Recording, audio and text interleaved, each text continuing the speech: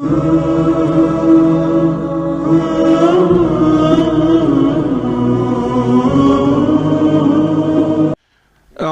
بالله من الشيطان الرجيم. إذ أوحينا إلى أمك ما يوحى أن اقذفيه في التابوت فاقذفيه في اليم أن اقذفيه في التابوت فاقذفيه في اليم فليلقه اليم بالساحل يأخذه عدو لي وعدو له وألقيت عليك محبة مني ولتصنع على عيني إذ تمشي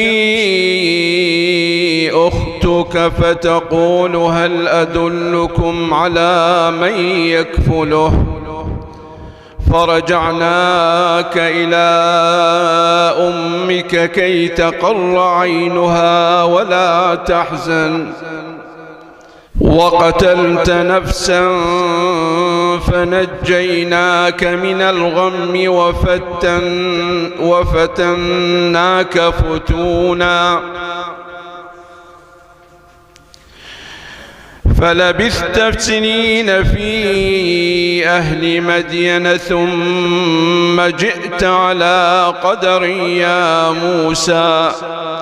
واصطنعتك لنفسي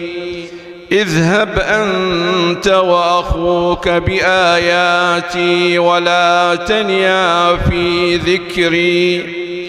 اذهبا إلى فرعون إنه طغى فقولا له قولا لينا لعله يتذكر أو يخشى قالا ربنا إننا نخاف أن يفرط علينا أو أن يطغى قال لا تخافا إنني معكما أسمع وأرى فأتياه فقولا إنا رسولا ربك فأرسل معنا بني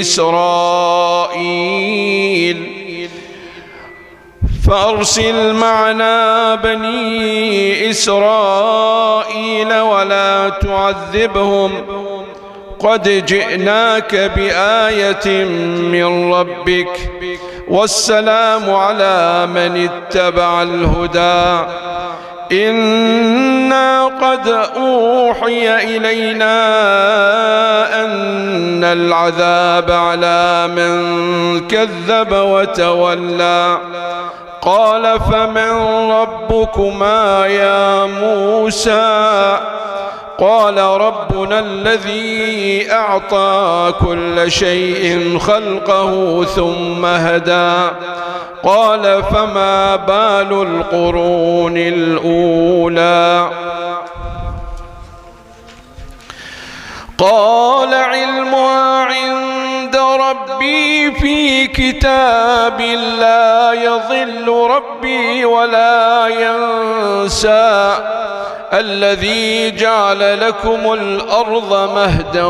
وسلك لكم فيها سبلا وأنزل من السماء ماء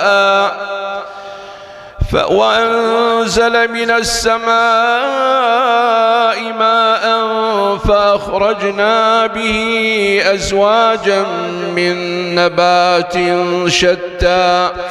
كلوا وارعوا أنعامكم إن في ذلك لآيات لأولي النهى منها خلقناكم وفيها نعيدكم ومنها نخرجكم تارة أخرى ولقد أريناه آياتنا كلها فكذب وأبى قال أجئتنا لتخرجنا من أرضنا بسحرك يا موسى فلنأتينك بسحر مثله فاجعل بيننا وبينك موعدا لا نخلفه نحن ولا أنت مكانا سوى قال موعدكم يوم الزينة وأن يحشر الناس ضحى فتولى فرعون فجمع كيده ثم أتى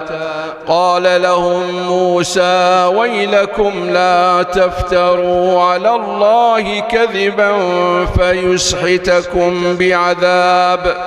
وقد خاب من افترى فتنازعوا أمرهم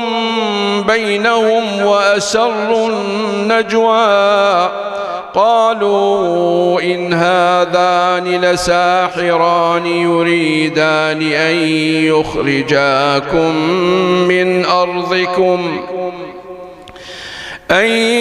يخرجاكم من أرضكم بسحرهما ويذهبا بطريقتكم المثلى